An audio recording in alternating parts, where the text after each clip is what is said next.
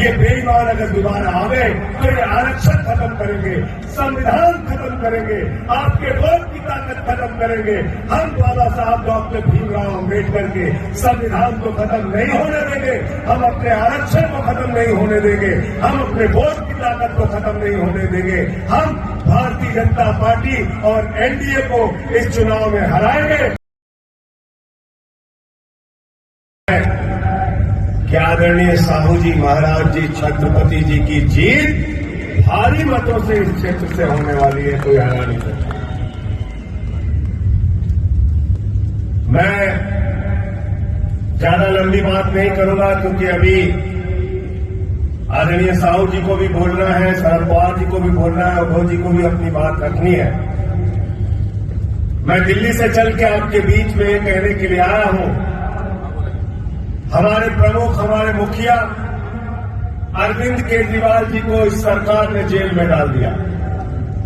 भारत के प्रधानमंत्री ने झारखंड के मुख्यमंत्री को जेल में डाल दिया, हेमंत सोरेन को जेल में डाल दिया, मनीष सिसोदिया को जेल में डाल दिया, हमारे एक और मंत्री सत्येंद्र जैन को पकड़ के जेल में डाल दिया, शरद पवार जी की पार्टी के नेता अनिल देशमुख जी को पकड़ के जेल में डाल दिया, संजय रावत जी शिवसेना के नेता उनको पकड़ के जेल में डाल दिया।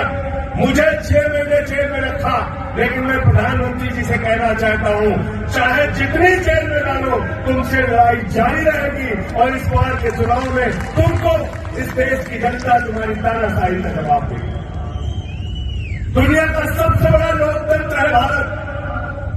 145 करोड़ लोग अपने वोट की ताकत से नेता चुनते हैं, उनको सांसद बनाते हैं, विधायक बनाते हैं, मंत्री और मुख्यमंत्री बनाते हैं। प्रधानमंत्री जी और उनकी पार्टी सारे विपक्ष को जेल में डालना चाहती है। मुझे तो प्रधानमंत्री जी के ऊपर एक छोटी सी कहानी याद आ गई। एक बार एक लड़का सारे विपक्ष को जेल में डालना चाहते हैं मोदी जी। एक बार एक लड़का ट्रॉफी लेके अपने पापा के पास पहुंचा, उसने कहा पापा मैं फर्स्ट आया, पापा मैं फर्स्ट आया, दौड़ में मैं फर्स्ट आया। पापा ने कहा बेटा बहुत बहुत बधाई तुमको, ये बताओ तुम्हारे साथ प्रतियोगिता में कितने लोग थे? बोले पापा मैं अकेले दौड़ रहा था, फर्स्ट आया, फर्स्ट आया, फर्स्ट आया। वो अकेले चुनाव लड़ना चाहते हैं, सारे विपक्ष को जेल में डालना चाहते हैं। मैंने सुना था कोई कार चोर होता है, कोई बाइक चोर होता है, कोई सोना चोर होता है, कोई घर में घुस के चोरी करता है। प्रधानमंत्री और उनकी पार्टी चोर है, पूरी की पूरी पार्टी चोरी करने जाती है। 12 साल ठाकरे जी की, उद्धव ठाकरे जी की तीर कमान चोरी कर ली मोदी जी ने, शरद पवार जी की घड़ी चोरी कर ली। इन घड़ी चोर और तीर कमान चोरों को इस बार के चुनाव में जवाब देना है। महाराष्ट्र के लोगों आपको जवाब देना है। 48 की 48 सीटों पर इंडिया गठबंधन जीतना चाहिए, 48 की 48 सीटों पर। और ये घड़ी चोर और तीर कमान के जो चोर हैं उनको ये बता देना कि आप छत्रपति शिवाजी महाराज के वंशज हैं, उनको मानने वाले लोग हैं, उनके रास्ते पर, उनके पद चिन्हों पर चलने वाले लोग हैं। और छत्रपति शिवाजी महाराज ने कहा था गद्दारों को माफी नहीं, जो गद्दारी करते हैं उनको कभी माफ मत करना।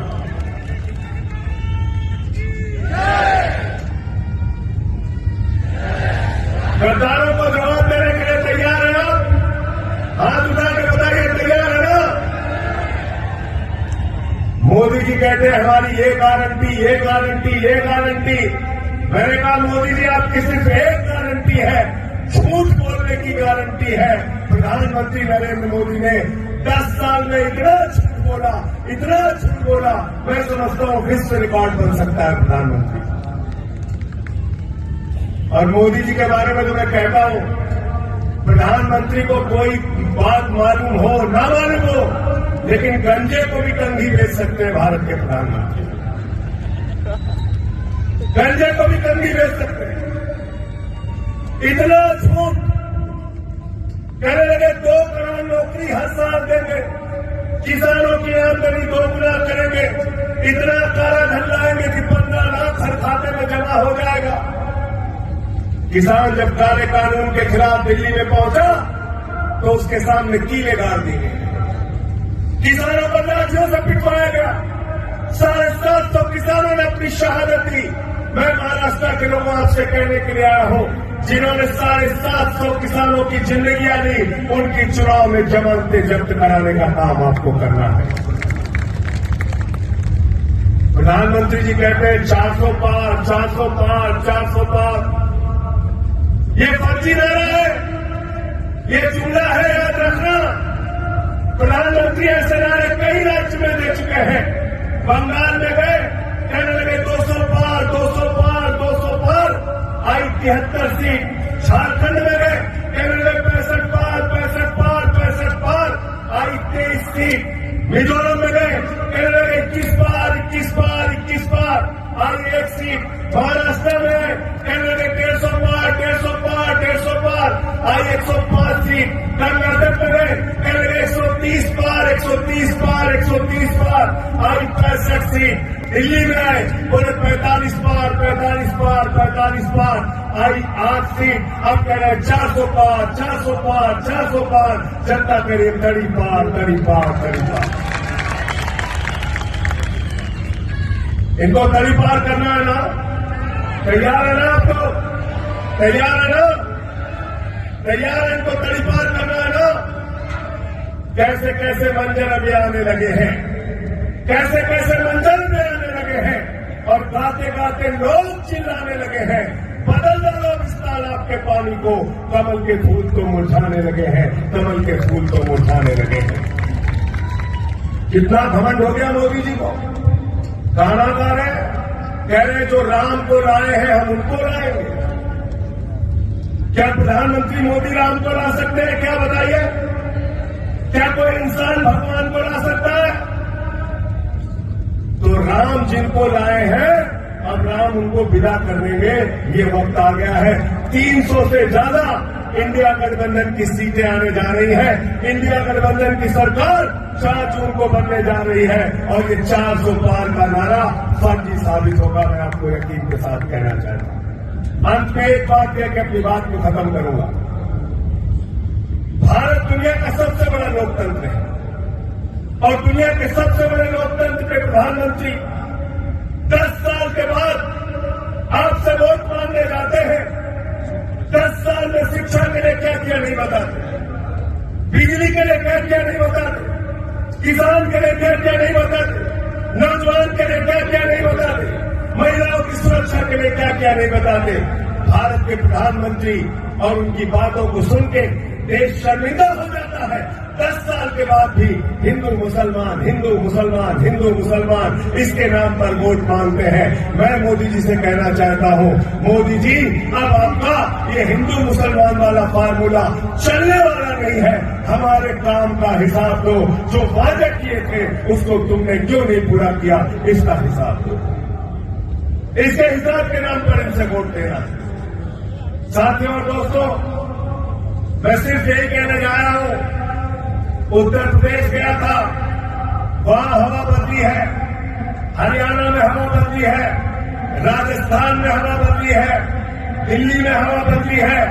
केजरीवाल जी को जेल में डाला है तो वहां लोग नारा लगा रहे हैं, जेल का जवाब वोट से देंगे, तानाशाही का जवाब वोट से देंगे, गुंडागर्दी का जवाब वोट से देंगे। और मैं छत्रपति शाहू जी महाराज की धरती पर खड़ा हूं। ये तो वो धरती है पूरे देश में आज अगर दलितों, पिछड़ों, शोषितों, वंचितों को अगर एक ही बात याद आती है, पहली रियासत थी ये रियासत जिसने आरक्षण की व्यवस्था को लागू करने का काम किया, गरीबों को, वंचितों को अधिकार देने का काम किया। मैं आपसे यही कहना चाहता हूं, ये बेईमान अगर दोबारा आवे तो ये आरक्षण खत्म करेंगे, संविधान खत्म करेंगे, आपके वोट की ताकत खत्म करेंगे। हम बाबा साहब डॉक्टर भीमराव अम्बेडकर के संविधान को खत्म नहीं होने देंगे, हम अपने आरक्षण को खत्म नहीं होने देंगे, हम अपने वोट की ताकत को खत्म नहीं होने देंगे।